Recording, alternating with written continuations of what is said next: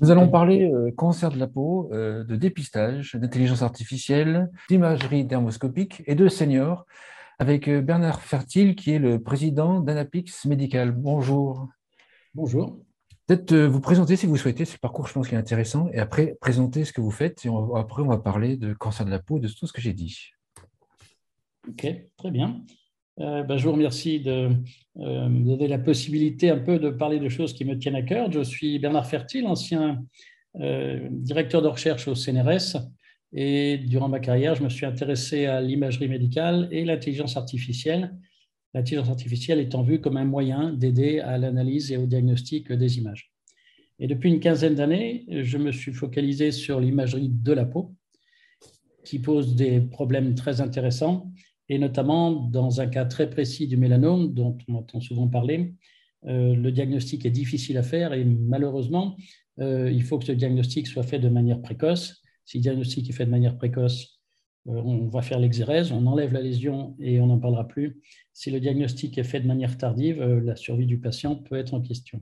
Et donc, on a fait un certain nombre d'études qui ont montré, et je ne suis pas le seul dans ce cas à avoir montré ces choses-là, dans le monde entier, il y a un certain nombre d'articles qui ont été publiés qui montrent que l'intelligence artificielle, dans ce cas-là, c'est-à-dire dans le cas des lésions de la peau, des cancers de la peau, peut être une aide extrêmement intéressante pour les dermatologues.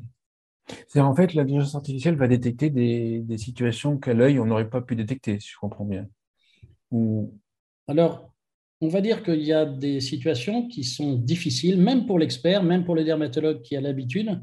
Il y a un certain nombre de situations qui sont difficiles à diagnostiquer.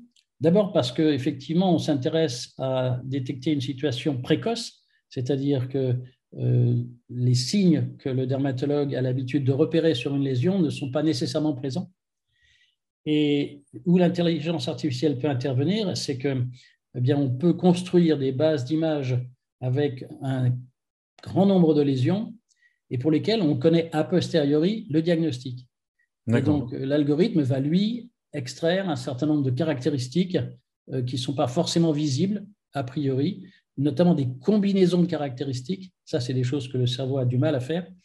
Et va faire ces combinaisons de caractéristiques pour effectivement faire du diagnostic. Alors, si on peut chiffrer ça, ce qui a été montré, qu'on trouve dans les articles scientifiques actuellement, c'est qu'en pratique, à un niveau de sensibilité égal, c'est-à-dire pour un niveau de diagnostic de lésion égal, entre un dermatologue et un algorithme, eh bien, il y aura 2 fois moins de faux positifs, c'est-à-dire 2 fois moins de lésions qui vont être enlevées alors que ce n'était pas utile.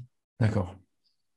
D'accord. Et c'est ça l'apport, je dirais, des algorithmes d'intelligence artificielle. Ce qu'il faut savoir dans ce domaine, par exemple, comme je disais tout à l'heure, un mélanome, il faut faire un diagnostic précoce. Donc, dès que le dermatologue va avoir un petit élément qui lui laisse à penser que ça pourrait être un mélanome, il va faire l'exérèse. Il va enlever la lésion. Une fois qu'on enlève la lésion, la partie qui est enlevée est envoyée à l'anapathe, à l'anatomopathologiste, qui va lui retourner une information parce que l'anatomopathologiste, en faisant des coupes, eh bien, il peut savoir si effectivement la lésion qui a été enlevée est un mélanome ou pas. Et ça, c'est un chiffre qui est important. Étant donné qu'il ne faut pas prendre de risque, dès que le dermato a cette suspicion, il l'enlève. Et le résultat, eh bien, c'est que globalement, on va dire entre 80 et 90% des lésions enlevées s'avèrent a posteriori des lésions bénignes, c'est-à-dire des choses qu'il n'était pas nécessaire d'enlever. Mais d'un autre côté, on comprend très bien que le dermatologue ne va pas prendre de risque pour le Bien sûr. patient. Bien sûr. Voilà. Et donc, c'est ce risque qui est en fait ces interventions qui sont réduites par 2 quand on va utiliser un algorithme. Donc là, tout de suite, l'idée qui me vient, c'est qu'on va pouvoir dépister plus de personnes. Enfin, un dermatologue avec votre système peut détecter plus de, peut faire 2 fois plus de diagnostics dans l'absolu. Alors, il peut aller plus vite parce que l'algorithme va l'aider à… En plus. Imaginons par exemple qu'un dermatologue fasse une vingtaine de photos. Alors, on va parler après de la modalité photo. D'accord. Mais imaginons qu'un dermatologue prenne une vingtaine de photos. L'algorithme va travailler sur les 20 photos. Il va montrer celles qui lui paraissent le plus risquées. Alors, il y a d'autres informations qui sont importantes dans le diagnostic, par exemple, du mélanome, la localisation, l'âge du patient, l'exposition au soleil, le fait qu'il y a peut-être déjà eu un certain nombre de lésions de ce type dans la famille. Donc, vous voyez, il y a tout un nombre d'autres problématiques, enfin, on va dire de caractéristiques qui, eux, vont être traitées directement par le dermatologue. Mais en ce qui concerne le dépistage d'un certain nombre de signes sur la lésion, ça, effectivement, l'algorithme va l'aider, et notamment dans les cas difficiles. L'algorithme, il détecte pratiquement tout, ou alors il y a encore des moments où il détecte pas des vrais mélanomes? Alors, c'est un problème qui est toujours difficile de répondre. Je donne toujours comme exemple, imaginons donc que sur une table, vous ayez des photos et que dans ces photos, il y en a 3 qui sont des mélanomes. OK? Il y a une centaine de photos sur la table. Donc, si vous voulez trouver tous les mélanomes, eh ben, vous les regardez, les photos. Mais si vous voulez éviter de passer à côté d'un mélanome, vous prenez toutes les photos. Et comme ça, vous êtes sûr d'avoir détecté tous les mélanomes. Donc, vous voyez que la problématique, elle est en termes à ce niveau-là. Bien entendu, c'est embêtant de faire ça parce que sur la centaine de photos, il y en avait 97 qui étaient rien.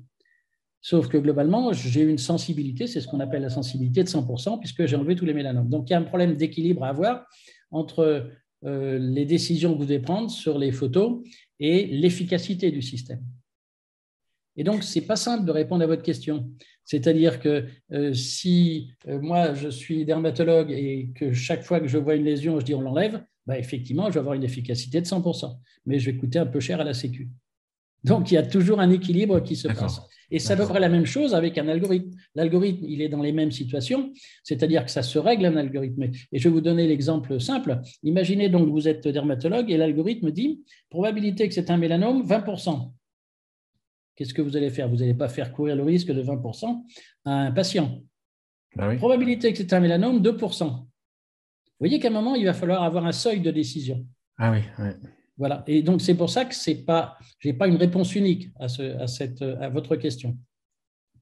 J'imagine que si c'est 2% avec quelqu'un d'âgé par rapport à 2% à quelqu'un de jeune, ça fera aussi… Bien sûr, tout à fait. C'est le rôle des autres descripteurs, des autres paramètres dont on parlait tout à l'heure.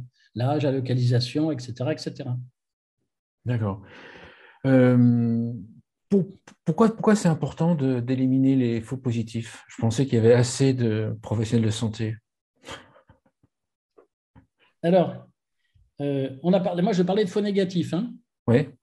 Voilà, de faux négatifs. Oui, de faux négatifs. Je parlais de faux négatifs. Les faux négatifs, c'est en fait… Non, vous avez raison, excusez-moi, c'est ma faute. Non, des faux positifs. Ah non, je vous suis. Non, vous avez parlé, c'est moi qui…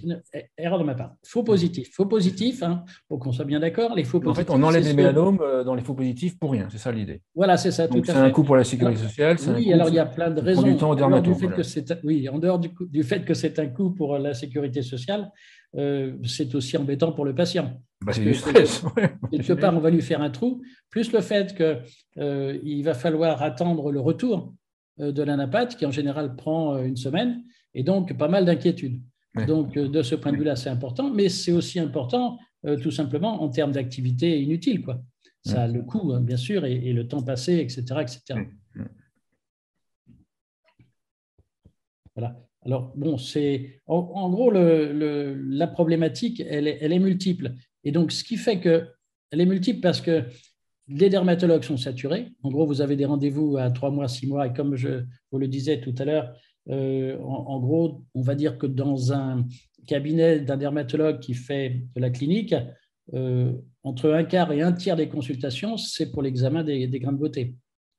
Donc, ça fait le résultat, c'est que avoir un rendez-vous chez le dermato, c'est quelques mois. Et quand je vous disais que pour des grains de beauté qui pourraient devenir des mélanomes, en gros, il faudrait un examen suivant les types de peau et l'exposition au soleil, etc., entre tous les 6 mois à 1 an. Oh, d'accord. C'est là qu'on imagine bien le risque qui existe. Tout à fait. Donc, en fait, si je comprends votre solution, c'est votre solution permet de dégager du temps en plus, de faire déstresser pas stresser les gens inutilement, de dégager du temps chez les dermatologues, de façon à ce qu'ils fassent plus de diagnostics, c'est ça? Alors, absolument. Alors, il y a plusieurs avantages à cette solution. Alors, d'abord, si on peut parler de la solution, l'idée, c'est qu'on va prendre des photos et on prend des photos qui s'appellent dermoscopiques. Alors, dermoscopique, qu'est-ce que c'est? En fait, si vous avez déjà été chez un dermatologue, vous avez vu qu'il utilise pour l'examen de la peau 70 à Ouais. 80% des dermatologues utilisent cet outil qui s'appelle un dermoscope. Ouais. C'est une sorte de loupe Ouais. avec facteur 10, hein, avec un grossissement 10 et un éclairage annulaire. Donc, il pose ça sur la peau et il met son œil de l'autre côté et il voit donc en gros la lésion et donc il voit un certain nombre de signes plus ou moins caractéristiques de l'aspect bénin ou malin. Alors, ça a un gros avantage parce qu'on va faire des photos qui sont standardisées. Si on prend une photo derrière cet appareil, derrière un dermoscope, on prend des photos standardisées. L'éclairage est contrôlé, le grossissement est contrôlé, donc on connaît la taille, on connaît tout. Et puis, c'est un avantage important pour l'intelligence artificielle, parce que moins vous avez de facteurs de variabilité, plus le système devient efficace. Efficace. Voilà. Alors, donc, ce qu'on peut faire maintenant, c'est que au lieu de mettre l'œil du dermatologue derrière le dermoscope, on peut mettre un smartphone. Ah, Et donc, carrément, le d'accord, ok, smartphone carrément, va d'accord. être connecté à un dermoscope, alors de manière plus ou moins complexe. Et puis, on va envoyer ces photos avec éventuellement des informations complémentaires à un dermatologue qui va les recevoir par Internet, donc en différé, en mode asynchrone.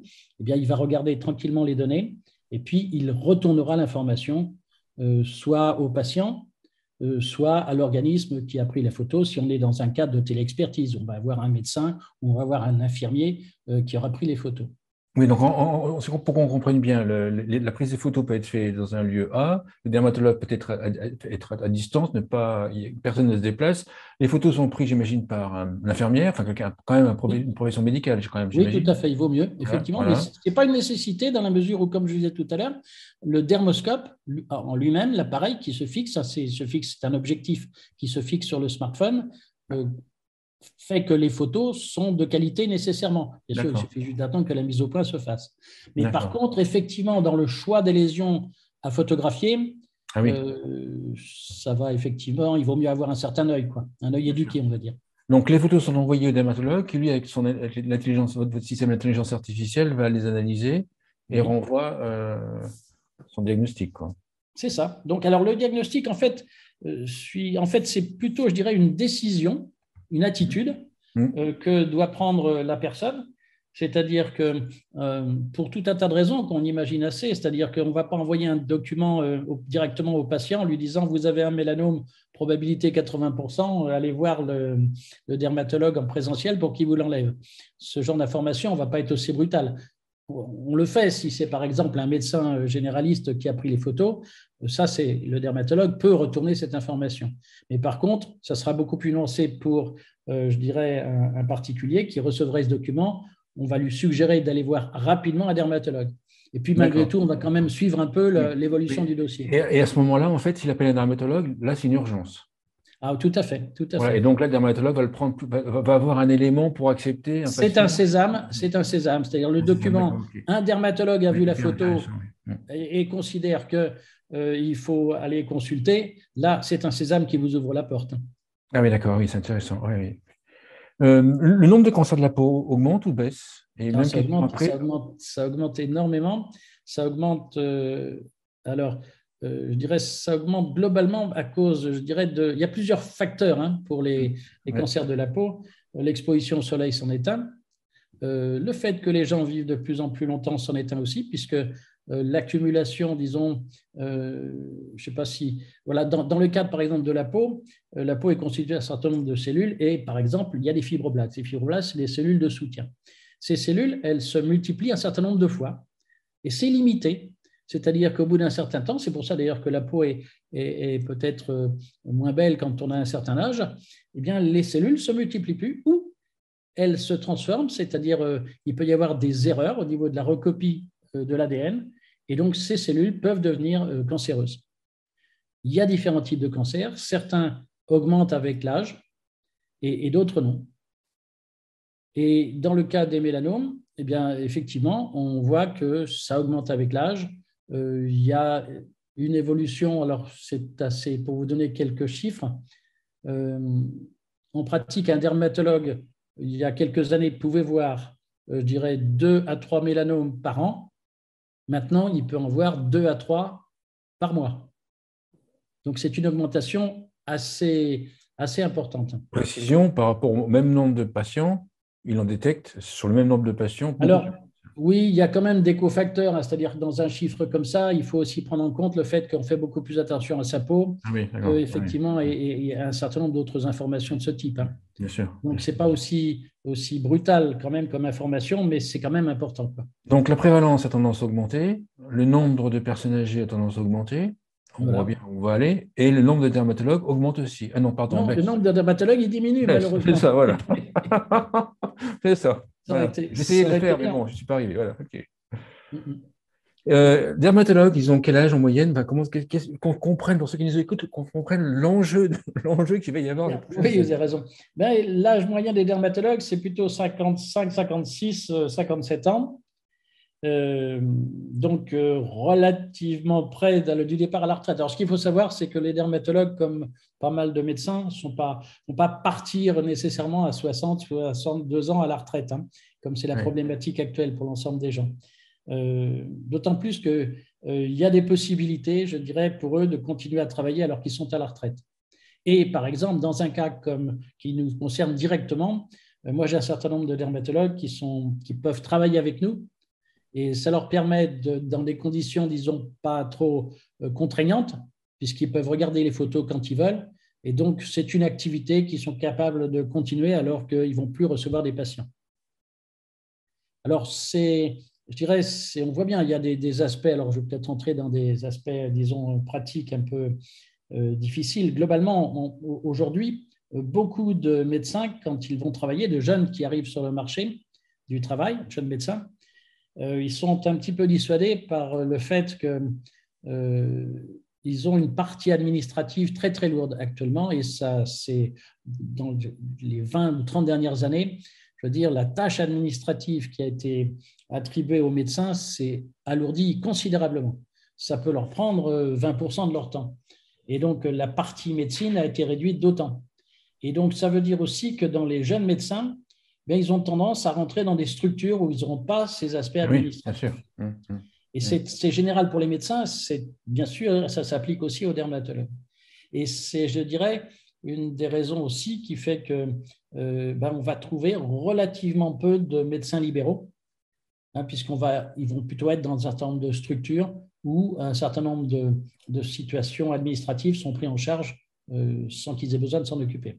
Donc, ce qui voudrait dire que dans ces dermatologues, dans ces situations-là, pourraient avoir plus de patients, en fait, puisqu'en fait, le temps passé en administratif serait réduit. C'est ça? Bien sûr, C'est tout ça, à fait, d'accord. tout Donc, à ça, c'est fait. un point positif, d'accord. Alors, disons qu'il y a un autre aspect intéressant qui vient de se mettre en place, et je dirais, c'est en gros ce qu'on appelle la téléexpertise.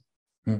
C'est quelque chose qui a été maintenant officialisé, c'est-à-dire qu'il existe un acte qui a été reconnu, qui fait que vous avez d'un côté un requérant, ça peut être un médecin ou ça peut être un infirmier, qui Hmm. va solliciter un médecin expert, dermatologue en l'occurrence, et il va le solliciter en montant un dossier, donc exactement comme je vous ai expliqué tout à l'heure, un certain nombre d'informations qui sont liées au patient, notamment son numéro d'immatriculation de sécurité sociale.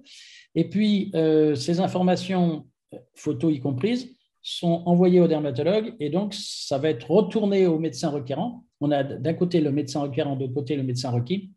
Et cet acte est un acte qui est maintenant, je dirais depuis le mois de mars, avril de cette année, est un acte reconnu pour lequel le médecin généraliste requérant et le médecin requis vont être rétribués par la Sécu.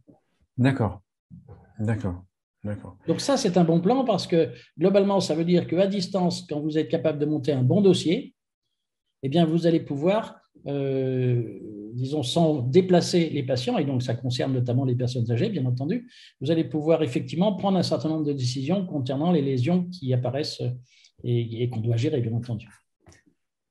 Autre point qui m'intéresse, moi, c'est de comprendre comment vous avez développé votre système. Comment est-ce que, enfin, si j'ai bien compris, en fait, vous avez dû voir des milliers de photos, j'imagine, avec des humains, enfin des dermatologues, qui ont dû dire ça c'est bon, ça c'est pas bon, ça c'est bon, c'est pas bon. Et l'intelligence artificielle a dû apprendre, c'est ça. Absolument, tout à Et fait. donc, en fait, que ça s'est passé comment? Enfin, comment est-ce que vous faites, en fait? C'est sur combien d'années? Sur combien de... Alors, bon, vous avez décrit très bien le principe. En gros, on a une base de référence. Hmm.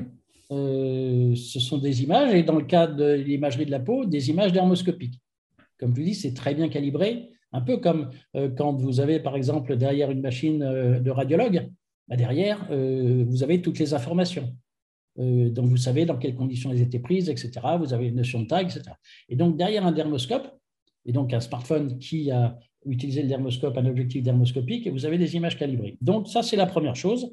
Il faut des images calibrées et il faut, bien entendu, ce qu'on appelle le gold standard, c'est-à-dire derrière, associé à chaque image, je dirais, la réalité. Est-ce que c'est une lésion cancéreuse ou pas?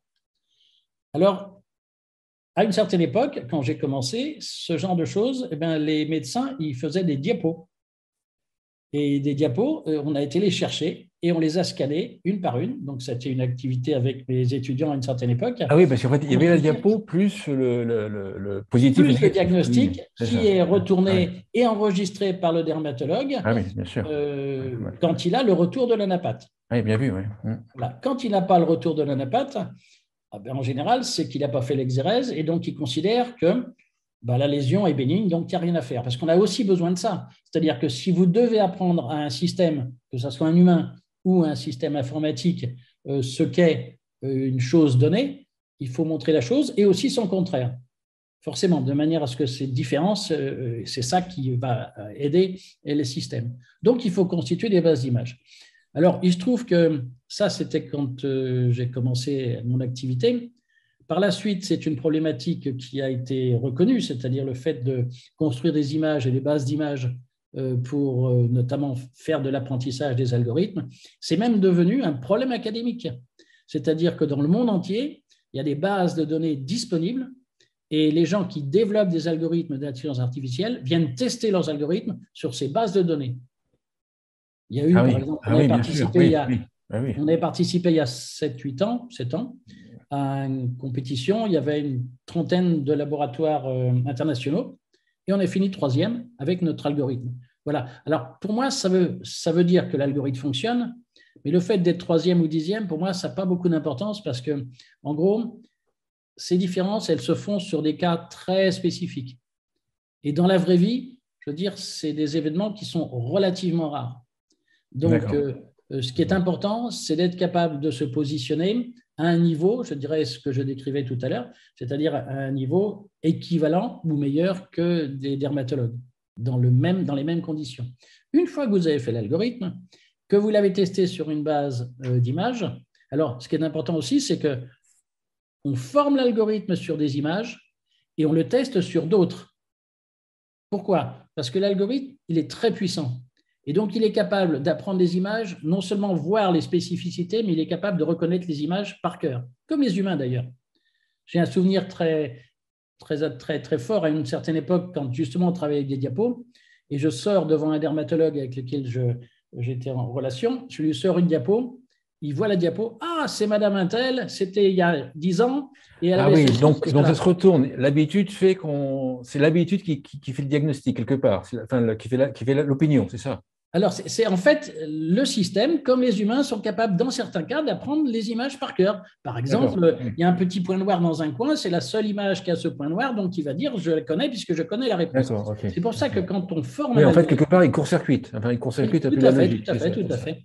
Et c'est pour ça que quand on forme un algorithme, on l'apprend sur des données et on le teste sur d'autres données qu'il n'a pas vu, bien entendu. Voilà. En tout, il a fallu combien d'images pour obtenir les 3%, par exemple? Dans le cas des mélanomes, je dirais… pour obtenir la troisième position dans le concours, il faut combien d'images traitées, scannées? Alors, en fait, il y a une autre problématique. En gros, nous, dans notre cas, on avait 10 000 images au départ, mais en réalité, on s'est servi de 3 000 images. D'accord. Pourquoi? Parce qu'avant, si vous voulez, quand vous prenez 10 000 images, vous allez avoir des quantités d'images qui vont se ressembler. Et donc, les images, et d'ailleurs, entre parenthèses, pour des raisons tout à fait évidentes, vous pouvez avoir des quantités d'images qui sont des images, on va dire, de lésions bénignes, et des mélanomes, vous en aurez moins. Donc, globalement, quand on doit apprendre un système, et que ce soit encore une fois un humain ou un système automatique, il faut filtrer un peu les images. Je ne vais pas le saturer d'images, je veux dire, qui se ressemblent. Donc, il y a une sorte de sélection à faire sur une base de données. Et donc, comme je disais tout à l'heure, on va partir de 10 000 images. On en a sélectionné 3 000 en disant que la diversité d'aspects des grains de beauté et des mélanomes était représentée dans la base d'image. Une fois que c'est représenté dans les 3000, on lance le système. Mais là, vous avez dû entendre parler de deep learning, parce que tout le monde en parle depuis quelques années. C'est un système très, très puissant et très intéressant et qu'on retrouve maintenant dans beaucoup, beaucoup d'applications d'intelligence artificielle. Malheureusement, enfin malheureusement et heureusement, mais heureusement pour la puissance du système et malheureusement pour les problèmes d'apprentissage, là, on a besoin de beaucoup plus d'images. Et le dernier système qu'on a fait en deep learning, on a tourné, je dirais, avec 25 000 images. D'accord. Si on se projette en 2027 ou 2030, d'accord, la population âgée aura vieilli, est-ce qu'on peut imaginer le système suivant? C'est que l'auxiliaire de vie auprès des personnes âgées fasse les photos, l'envoie à un dermatologue. Est-ce que ça, c'est une des pistes qu'il va y avoir? C'est qu'en fait, c'est-à-dire qu'on... J'imagine qu'on n'aura pas plus de médecins très, très, très rapidement, donc on va être devant un mur. Donc j'imagine qu'en fait, une partie de ce que font les médecins va devoir, oui, en fait, l'infirmière va devoir faire une partie de ce que fait les médecins. J'imagine, le médecin, enfin, ce que je veux dire, ça dégringole. Et que l'auxiliaire de vie pourrait prendre les photos, envoyer ça à un dermatologue. Parce qu'actuellement, ce système-là fonctionne pour la détection de la dénutrition. Enfin, commence. Oui. Est-ce qu'on peut imaginer ça? Je pense qu'il n'y a aucun souci pour faire ça, effectivement. En pratique, il y a une petite formation à avoir pour savoir comment prendre les photos et quelles sont les photos d'intérêt, les lésions d'intérêt pour les prendre en photo. On construit ce qu'on appelle, je dirais, on fait l'état des lieux d'une personne parce qu'il y a un autre facteur qui est important. Non seulement l'état des lieux, c'est-à-dire, on va décrire l'ensemble, on va prendre en photo la plupart des lésions de la personne, mais c'est intéressant si 6 mois après, il y a des lésions qui apparaissent. Le fait que des lésions apparaissent est aussi un élément pour la détection. Donc, une lésion qui apparaît ou qui évolue, ça, c'est quelque chose de très important.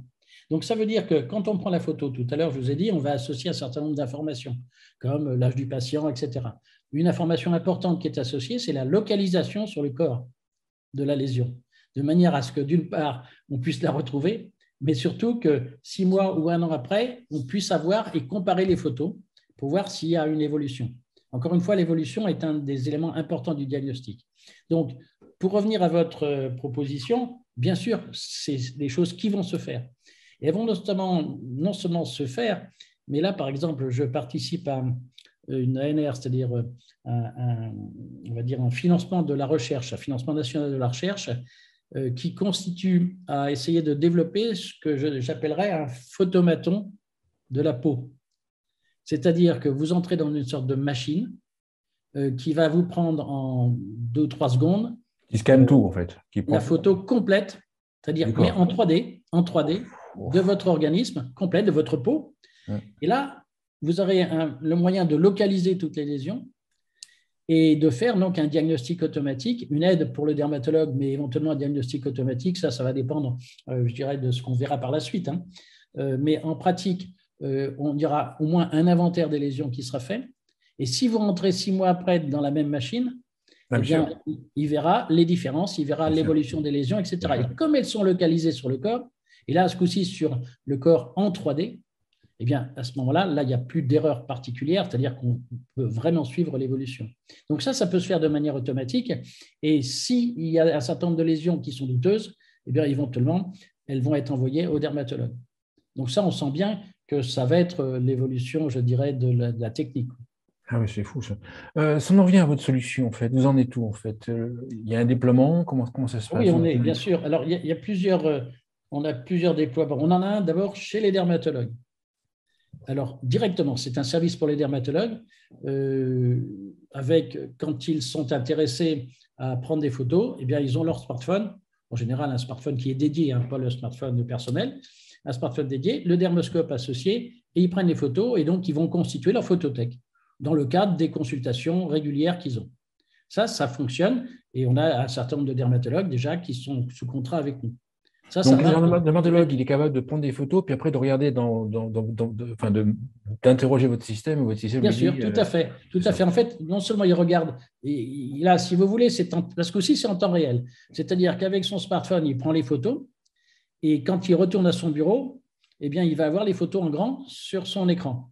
et il peut les zoomer, il peut regarder les détails. Éventuellement, s'il a pris les photos 6 mois, 6 mois avant, il peut les comparer et il peut lancer l'algorithme s'il a un doute ou s'il veut un deuxième avis que va lui donner Ah oui, l'algorithme. d'accord, pas mal. Ça fonctionne et c'est un outil extrêmement utile. Pour vous donner une idée, les dermatologues qui travaillent avec nous, en moyenne, ils font une centaine de photos par semaine.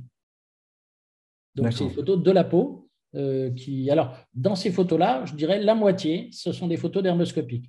Les autres, c'est des photos de lésions qu'ils ont prises pour des raisons X ou Y qui sont liées, bien sûr, à leur activité et aux pathologies qu'ils ont repérées, quoi. Donc, ça fonctionne. L'autre aspect qu'on met en place et qui fonctionne aussi, c'est le début, je dirais, c'est le dépistage en entreprise. Financé ou non, je dirais, par les mutuelles. L'idée, c'est que des grosses entreprises, alors pas nécessairement grosses, mais des entreprises voilà, qui ont, disons, un certain intérêt pour la santé de leurs patients, proposent ce genre de prestations. Les patients s'enregistrent, ça fonctionne aussi. Les patients ça pourrait être, là j'y pense, ça pourrait être pour des entreprises comme le BTP, par exemple. Absolument. Les gens sont dehors. BTP, typiquement, bien sûr, effectivement, bien sûr, les gens évidemment. sont à risque particulièrement. Bien évidemment, bien sûr. Tout à fait, tout à fait. Mais on va trouver des quantités d'entreprises pour lesquelles il n'y a pas une nécessité d'exposition à des agents pathogènes qui vont transformer, etc. La peau est prendre un risque. Globalement, c'est l'équivalent d'aller chez le dermato, sauf que le dermato n'étant pas accessible, vous allez pouvoir faire ce genre de choses. Donc ça, je dirais, ça fonctionne. C'est ce que j'appelle le dépistage en entreprise. Ça intéresse aussi, comme je disais tout à l'heure, les mutuelles pour plein de raisons. Parce que c'est sûr qu'un mélanome qui est pris tardivement, ça coûte une fortune et qu'en plus, le patient, il risque la vie. Et donc là, c'est intéressant. Et puis, la troisième version que nous n'avons pas encore mis en place, je dirais, c'est une version à destination directement des particuliers. D'accord, c'est comment se faire peur tout seul. En fait, c'est comment se faire peur tout seul, c'est ça? Voilà, c'est-à-dire que les gens, les gens se prennent en photo, tout à fait. Et à partir de là, eh bien, ils vont pouvoir, mettons qu'ils vont constituer leur propre dossier. Ils ont le temps, ils sont chez eux, avec leur smartphone et un dermoscope, je dirais, grand public. Ça existe, globalement, un système comme ça. Nous, on prévoit de le commercialiser, je dirais, une centaine d'euros. Voilà. Et avec ça, vous allez pouvoir prendre toute votre famille et vous allez pouvoir constituer, je dirais, l'état des lieux. Votre sujet est génial. Votre sujet est génial. Enfin, le sujet, j'entends. Je parle pas forcément du cancer, le sujet, précision. Ça va. Voilà. Alors après, pour des raisons, je dirais, tout à fait purement, je dirais, stratégiques, cet aspect grand public, comme on ne peut pas tout mener en parallèle pour l'instant, on a construit un petit dermoscope qui s'adapte sur n'importe quel smartphone, avec des images qui ont la qualité quasiment des images professionnelles. Et donc, dès qu'on aura les moyens de faire, on démarrera cet aspect des choses, qui, à mon avis, sera sans doute très intéressant parce que, bien sûr, au départ, on va trouver, je dirais, des geeks qui aiment bien les techniques, les trucs modernes, effectivement, qui ont déjà tout l'appareil pour mesurer leur tension, mesurer le rythme cardiaque, etc., etc. Et puis, on va avoir des gens qui, pour des raisons variées, mais par exemple parce qu'il y a eu un mélanome dans la famille, sont sensibilisés. Bien sûr, évidemment. Ah oui, c'est fou ça. Oui, votre idée est géniale, franchement. C'est gentil. Je trouve ça génial. Les mutuelles, en fait, elles en sont où? Elles jouent le jeu de remboursement? Oui. Alors, quand je dis qu'elles jouent le jeu, on est face à alors, encore une fois, nous, on est une start-up, on vient de démarrer. Et donc, on vient de démarrer il y a déjà quelques années, 2, 3, 5 ans, mais en gros, on va considérer que dans la vie d'une entreprise, c'est plutôt jeune. Et donc, par contre, le temps des mutuelles est différent. Bien sûr, c'est pour ça que je pose la question. Et au bout d'un an, ils commencent à s'intéresser à beaucoup de choses. Donc, pour nous, là, il y a une notion d'urgence derrière ça, c'est clair, quoi. Mais oui, les mutuelles, on en a plusieurs pour l'instant qui s'intéressent. J'espère bien qu'on pourra signer quelque chose avec eux assez rapidement.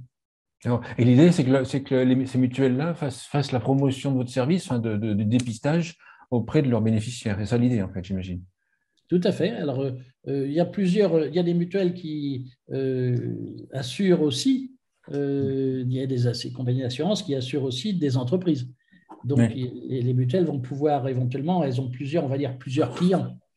Leurs clients, c'est éventuellement des individus ou c'est des entreprises.